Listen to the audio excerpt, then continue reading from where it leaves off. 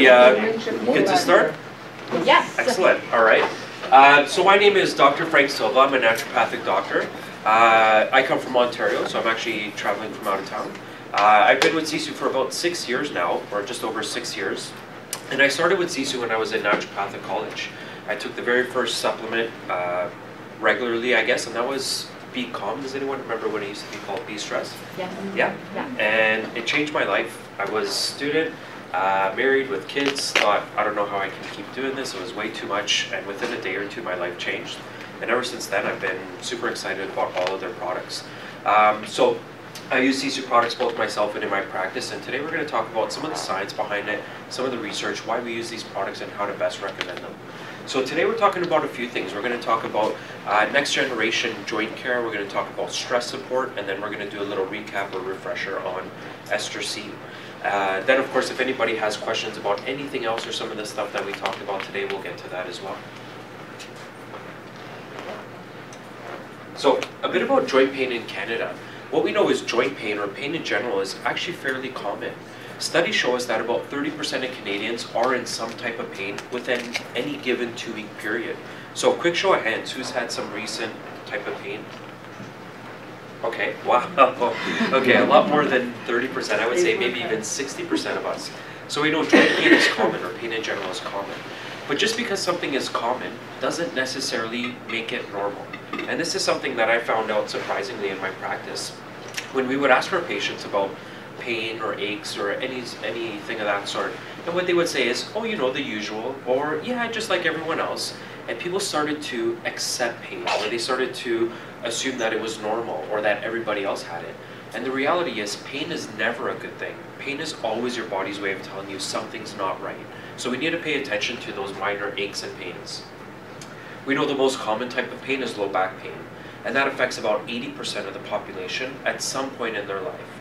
So chances are, if we haven't already suffered from back pain, there's a good probability that we will at some point in the future.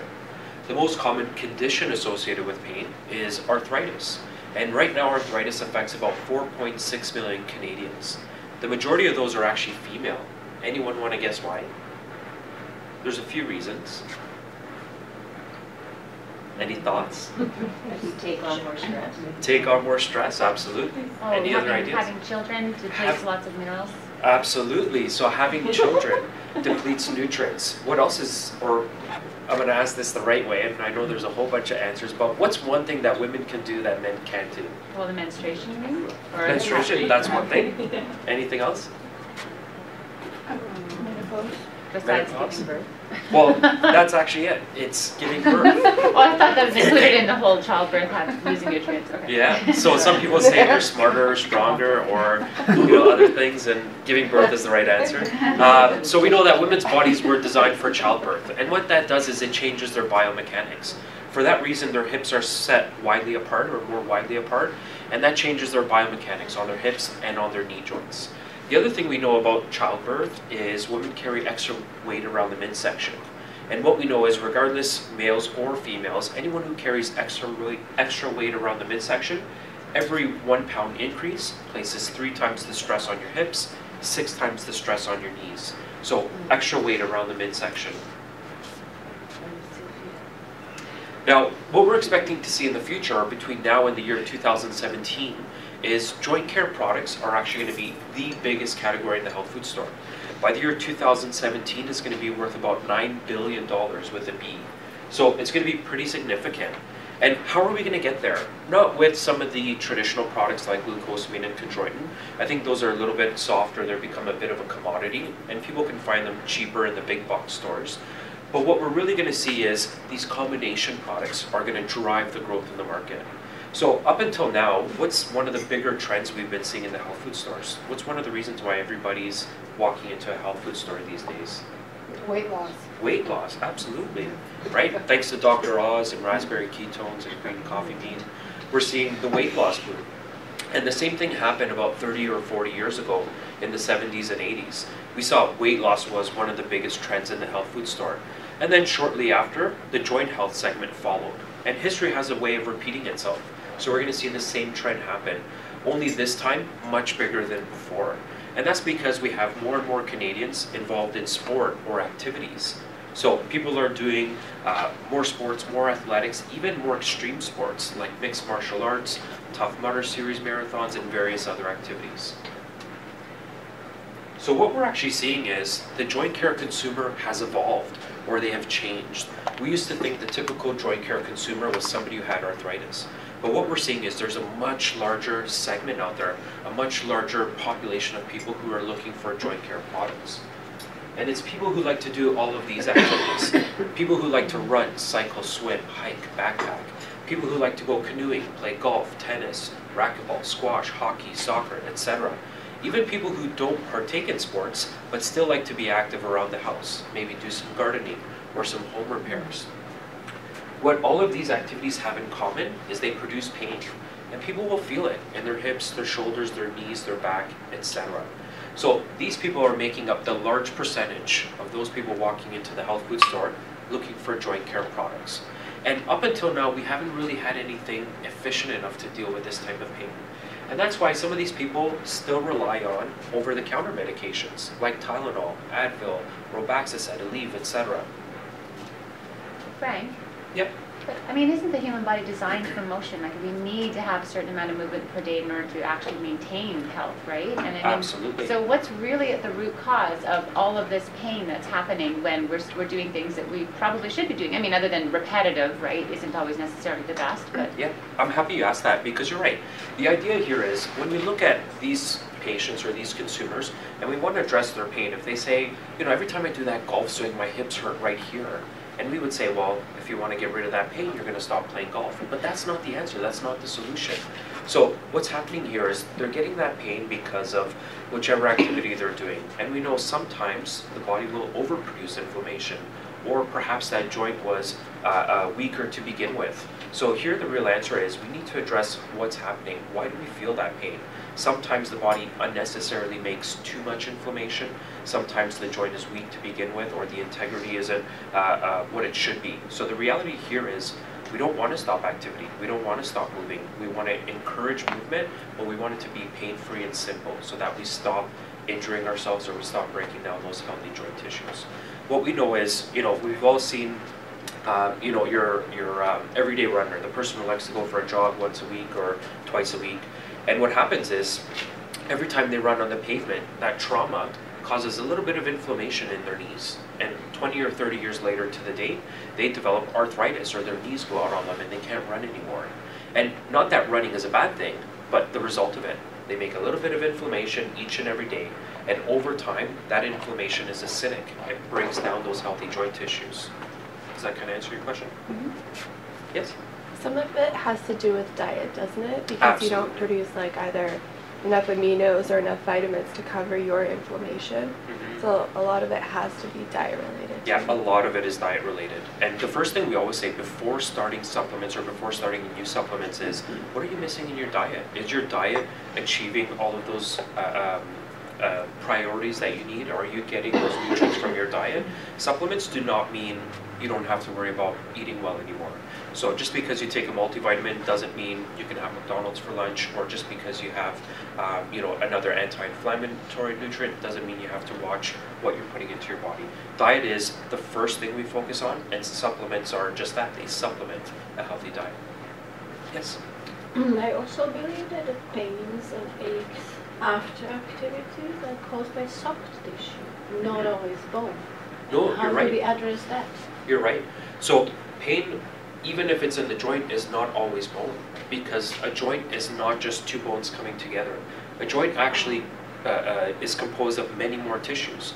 It includes the fluid, it includes the cartilage, tendons, ligaments, muscles that attach that joint together, and various other tissues that go into it. So when we say joint pain, we're not just referring to bones, we're referring to the whole network. Exactly. The problem is joints oftentimes get the most stress because that's where two parts can actually move and collide together. So then do joint supplements address soft tissue? They should. Oh, yeah, They should. Yeah. And you're right, a joint supplement should address more than just bone. More than just It should bone. address the soft tissues as well. So that's how Sisu number 7 was developed, with this new type of joint care consumer in mind. So in addition to your chronic pain sufferer or your arthritis sufferer or various other joint health condition sufferers, we also wanted it to address that active consumer, the person who likes to do these activities, the person who's going to feel that occasional pain. We wanted it to work fast, within 7 days or less, which right now is the fastest acting joint care supplement in the health food store. We wanted it to be simple to take with only 1 capsule per day. So as the name implies, Sisu number 7 has 7 ingredients and it works in 7 days or less. The first 3 ingredients you'll see here are exclusive to Sisu, so you won't find them in any other formula in Canada. And then we have a familiar herbal formula that some of us are familiar with, including turmeric, ginger, white willow bark, and cayenne pepper. So we're going to get into each one in a bit more detail. The very first one is 5-Loxin Advanced.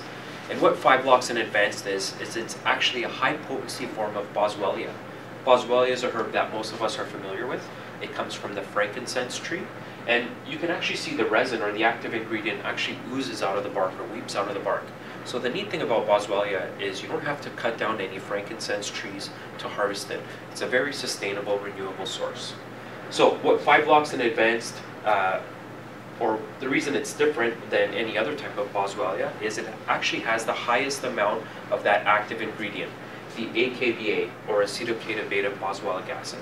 That's the component in here that the research proves or shows all of those anti-inflammatory or pain relief benefits. So how does it work? 5-Loxin Advanced actually balances certain enzymes in the body. Very first one is an enzyme called MMP3, which is metallometalloproteinase. This is an enzyme that breaks down healthy cartilage and elastin within your joints and your body. Those 2 compounds will increase the flexibility and the range of motion in your joints. And sometimes your body, by mistake or for the wrong reasons, will actually break down some of those healthy components. Second enzyme it works on is an enzyme called 5-lipoxygenase. So this is the 5-lipoxygenase enzyme here. And what it does is it takes arachidonic acid and it turns it into a compound called leukotrienes. When these enter into your circulation, they set off an explosion of inflammation. I'll give you an example. Anyone who suffers from asthma, when they're exposed to cold weather or stress or exercise or any other allergen, their 5-lipoxygenase enzyme fires right up and they dump a massive amount of inflammation in their airways or in their chest, making it difficult for them to breathe. Not so much an appropriate inflammatory response. So we like a little bit of inflammation. It's great in the healing cycle when we're trying to heal ourselves.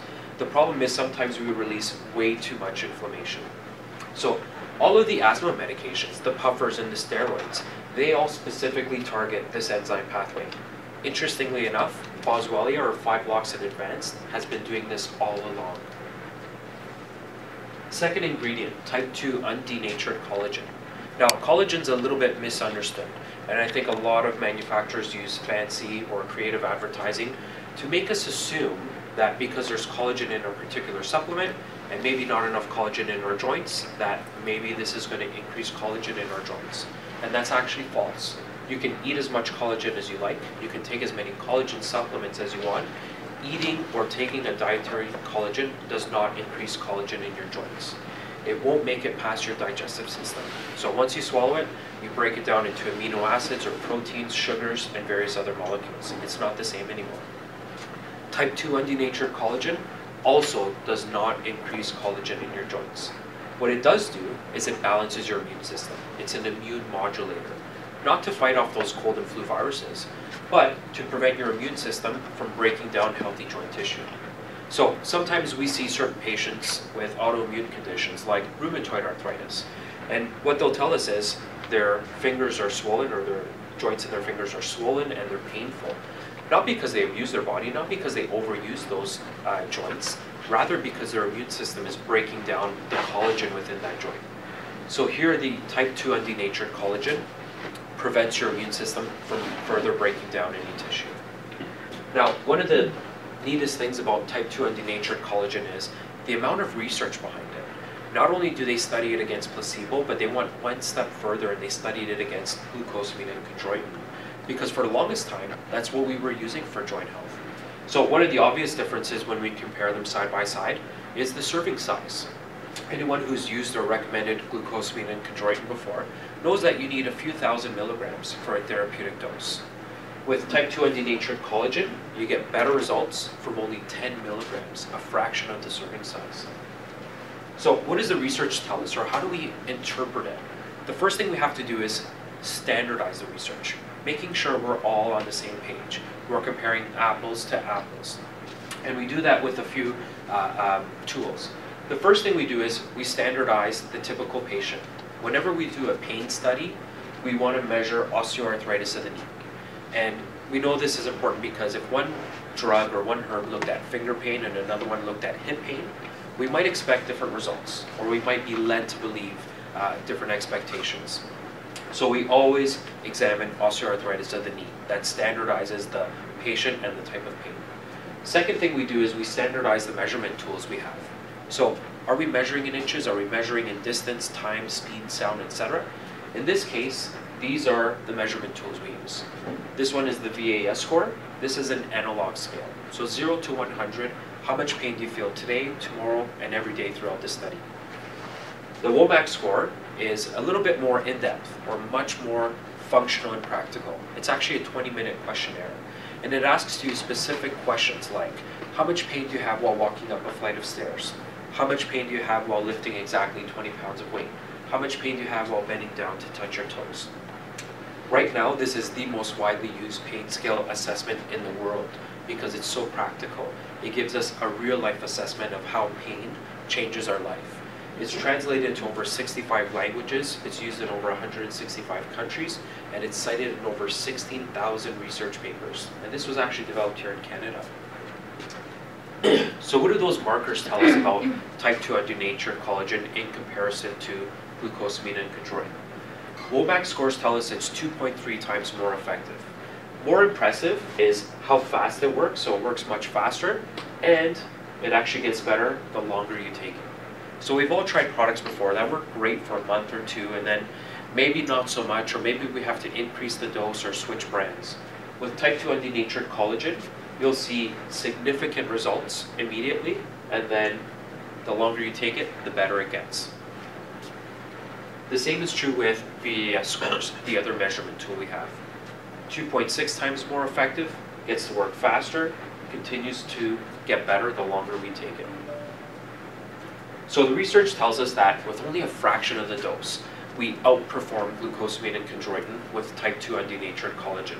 The results are faster, more sustainable, and get better the longer we take it. The third ingredient is ester C, and we know ester C is the non-acidic, fast-absorbing, longest-retained form of vitamin C.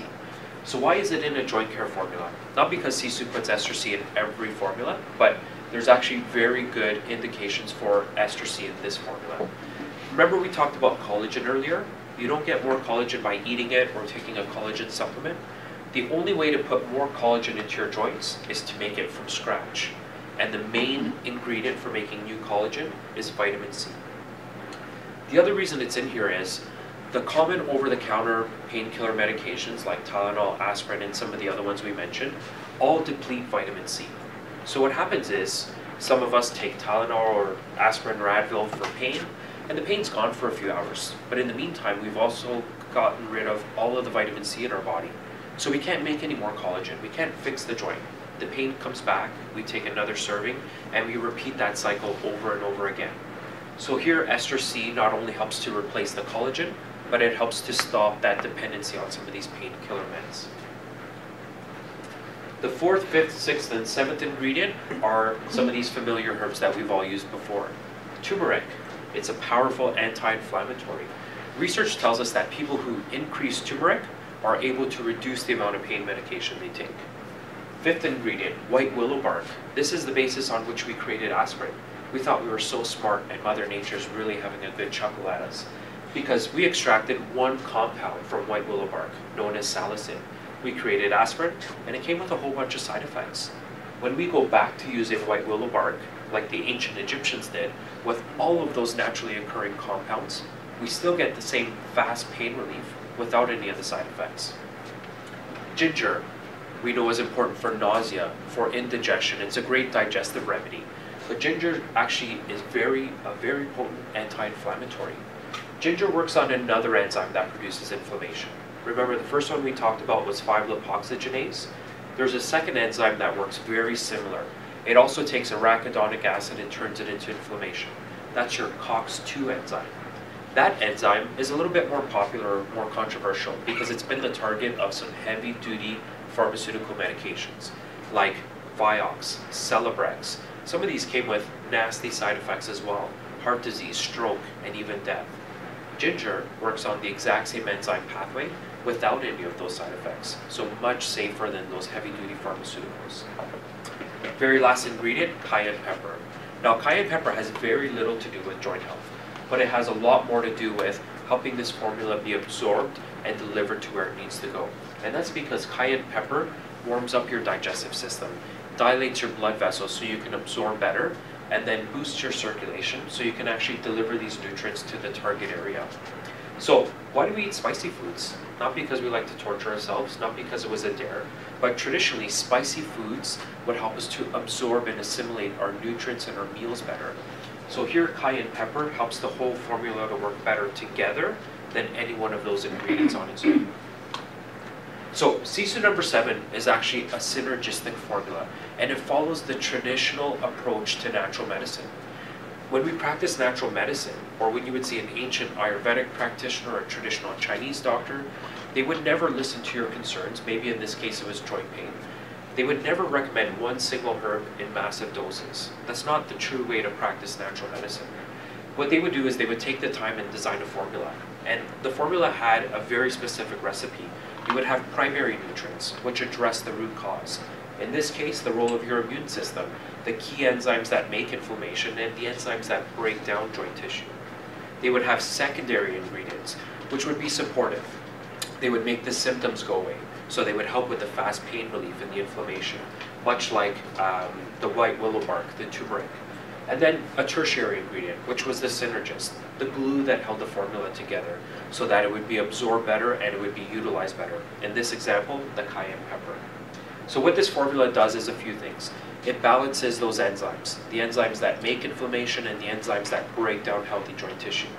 It keeps your immune system in check so that you stop prematurely breaking down healthy joint tissue.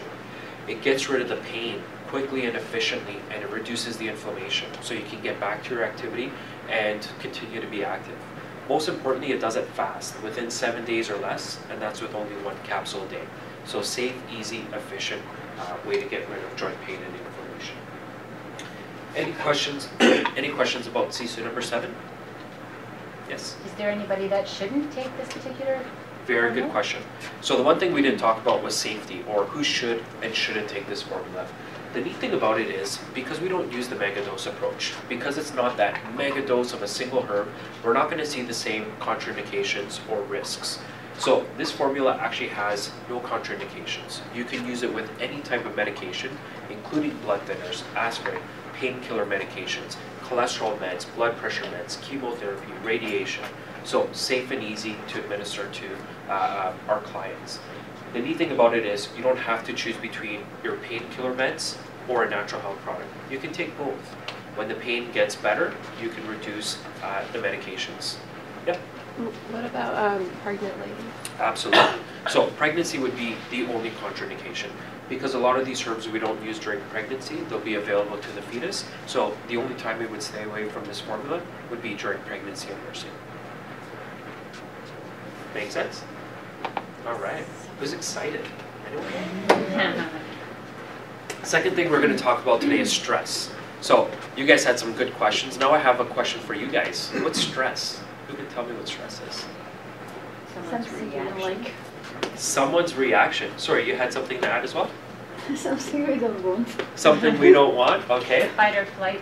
Fight or response in the flight? body. Yeah, so that's a big thing that comes up when we talk about stress, the fight or flight response. I like what you said. I think the simplest way to sum it up is a response. It's a reaction. And stress is just that. Oftentimes we misinterpret it. We think stress is the event, and stress is actually our reaction to it.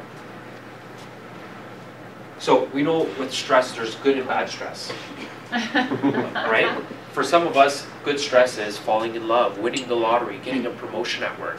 It gets us excited. Those adrenal glands release adrenaline and cortisol. We get motivated and exhilarated. Then we have bad stress, maybe breaking up, losing our job, financial difficulties. Believe it or not, it creates the same reaction. Those adrenal glands release cortisol and adrenaline, and we get upset, nervous, and irritated. So the reality is, The event might change, but the stress is actually our reaction to it. So who remembers going back to school after summer vacation?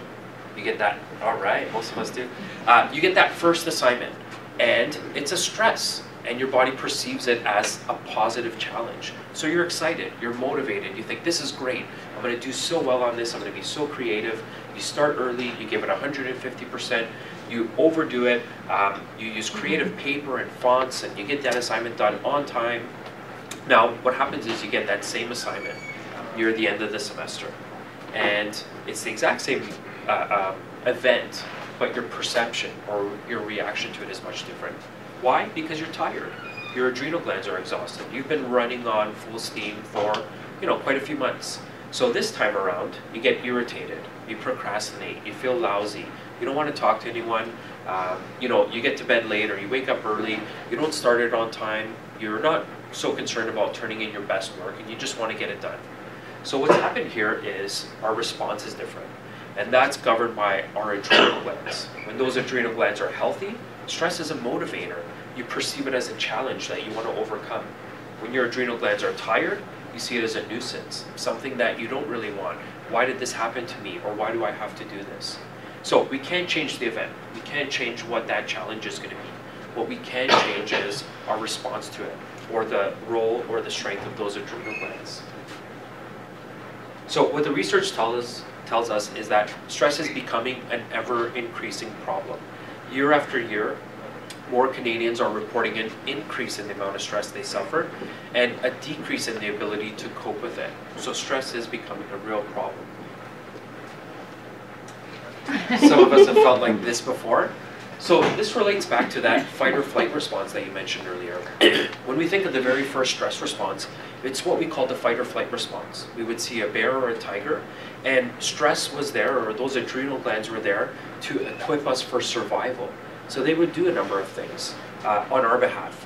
What it would do is it would increase your breathing so you would get more oxygen. It would make you sweat to cool you down. Increase your heart rate and your blood pressure so that you would be pumping more blood to those vital organs. Constrict your blood vessels so that if you got injured, you wouldn't bleed to death. And then it would shut off unnecessary functions or organ systems, like your immune system, your digestive system, your bowel, your bladder, your reproductive system. Because those weren't important for survival, not when you were fighting a bear or a tiger. Now, the problem is, the stress or that event has changed in our lives. Very rarely do we see a bear or a tiger anymore. Stress events are different. Their bills, their finances, traffic, those sorts of things. But the response hasn't changed. So that stress response is no longer appropriate, or it's outdated. When you're stuck in traffic, you don't need to start sweating. When you're late for work, you don't need to raise your blood pressure. That's not going to help you, or it's not going to equip you for this situation. So what happens to us when we're under stress? Well, everything changes. We change our behavior. And Gandhi once said that, I'm going to have such a stressful or busy day today that instead of meditating for 1 hour, I'm going to meditate for 2 hours. And I think we do the opposite. We know when we have a stressful day, we wake up earlier, we skip breakfast or lunch, we get to bed later. Instead of eating nutrient-dense foods, maybe we grab foods that are more convenient, drive-through, burgers, chips, snacks. Or if we come home at the end of the day and we've had a stressful day, we binge, we look for the ice cream, we look for the cookies, the chocolate bars, those sorts of things.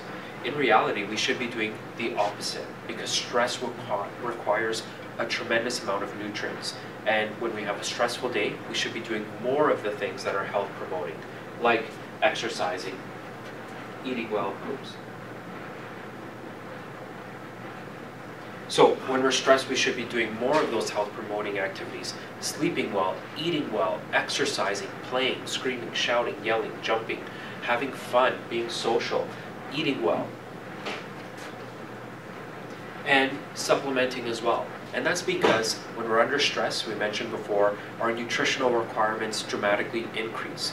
And we burn through a lot of those common nutrients, antioxidants, B vitamins, and various other nutrients. So supplementing, in addition to a healthy diet, can help us overcome those short periods of stress or prepare us for future stress. So some of the supplements that we like to use for stress, my favorites, rhodiola and L-theanine. And I mentioned before, this is one of the first supplements I ever took and dramatically changed my life. So what rhodiola is it's actually an adaptogen. Adaptogens help us adapt to stress.